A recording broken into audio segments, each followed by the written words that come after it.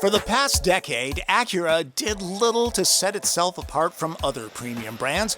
The third generation RDX puts it back on track to compete with the likes of Audi Q5, BMW X3, Cadillac XT5, Infiniti QX50, Mercedes GLC, and Volvo XC60.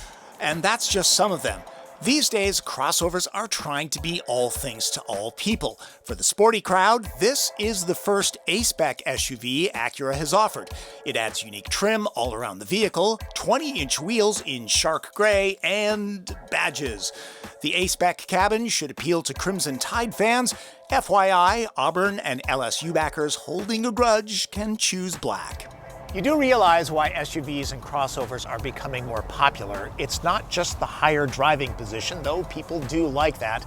Research shows that American families are becoming more intergenerational. Children, parents, grandparents, and these kind of vehicles fit very well into that lifestyle. The H-point, or the height of the seat, makes it very easy for older people to get in and out of. Plus, they're just very practical. RDX is good for 5 people. Need an Acura with 3 rows? That would be the MDX. Both are front drive machines that are available with Acura's excellent super handling all-wheel drive system. The original RDX was a trendsetter with its turbocharged 4-cylinder. Gen 2 got a V6. RDX number 3 goes back to a turbo 4. It's a 2-liter with 272 horsepower and 280 pound-feet of torque on specified premium fuel. That's down by 7 horses, but up by 28 pound-feet over the 6. Weight rises by some 50 pounds at just under 2 tons.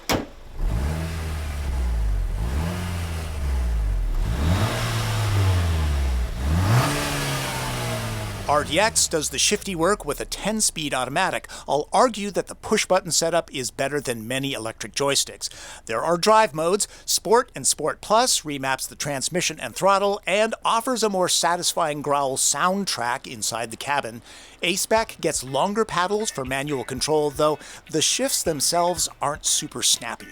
There's a little less horsepower with the turbocharged 4-cylinder, but there is more torque, and it comes on earlier in the power band than the V6, making this a little bit more fun to launch.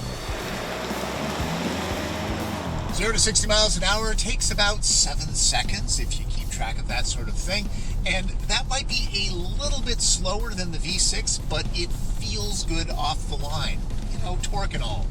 The suspension of the A-Spec is no different from standard and technology package RDX models, if you're curious. Toss it hard into a corner and it's game for a good time on public roads. The grandparents won't appreciate those kind of shenanigans. Body roll and dive are well controlled.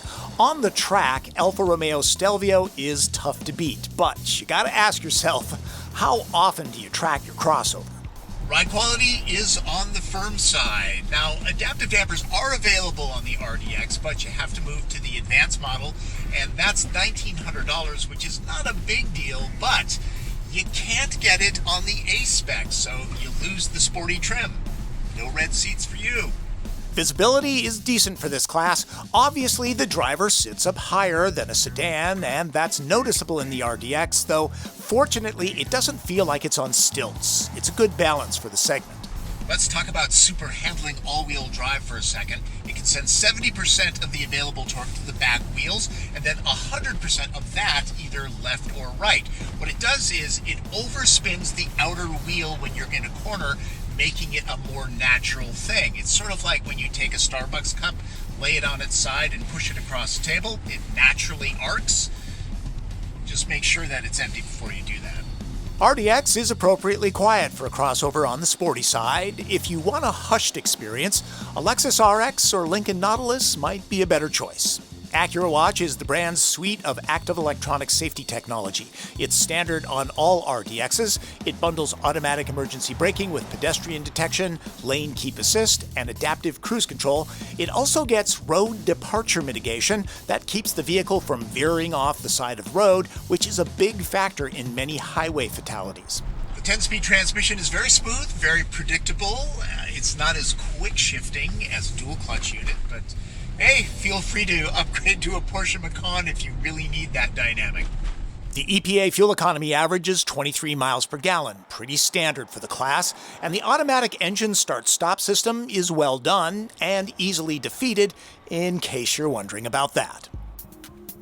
The cabin of the RDX surrounds those up front like a cockpit. Materials look good to the eye, solid to the touch, and have a silky feel to them. It all feels pretty good. The A-Spec gets aluminum and ultra suede trim. The steering wheel isn't motorized for memory, and it's not heated at the A-Spec level. That's a $500 option. The big glass roof is standard though. Advanced models get a head-up display. Heated and vented sport seats with grippy ultra suede panels have good solid support during cornering, but bigger passengers, you'll want to try them on for size. There's a good amount of storage options scattered all over the interior. The door pockets are a little on the small side. Not a big deal, no pun intended.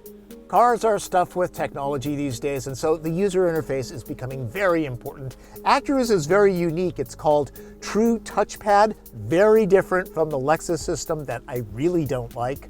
This is different in that it uses relative positioning. For example, touch the four corners and the cursor goes right to those positions. No sliding your finger around to find the location of the pointer. The screen is customizable, so it's best to put the most often used functions in the corners for easiest access. The thinner B-zone pad to the side operates the functions assigned to the right side of the screen. To be clear, it's not a touchscreen in any way. There are also decent voice prompts, and the Navi input can be done via handwriting. There are some hard buttons that help too. Tuning to a new radio station is not an elegant thing. You'll want to set a page of presets for all of the stations you might listen to. My suggestion? Spend an awful lot of time with this system to make sure that you understand it before you buy the car. For some, it's going to be a deal maker, others, a deal breaker. As long as I'm on ergonomics, in my week with this rig, I kept thinking the drive selector was the ignition button. Owners will probably figure that out eventually. The ELS 3D sound system is among the best I've ever heard, the kind that makes you linger in the driveway after you're home. Love that your shirt matches the interior, very fashion forward. Yeah, I just live for moments like this. I'm about back seats, not about style. This one is pretty roomy, head, knee, foot, and legroom, all fairly generous. Cushions are on the higher side, so thigh support is good. Door pockets are small back here too, and one might expect built-in sunshades at this price point. At least both seats have storage in them, and since my phone always seems to need charging, the Acura helps out there. The floor? It's pretty flat. Moving up to the advanced model would offer those here, tush warmers, along with a heated wheel for the driver. No sliding seat to max out leg or cargo room, but 2 grown adults will find it perfectly acceptable here. 3 will be okay for short trips. You know those handy kick-to-open tailgates? This RDX doesn't have it. You have to go to the advanced model to get one of those.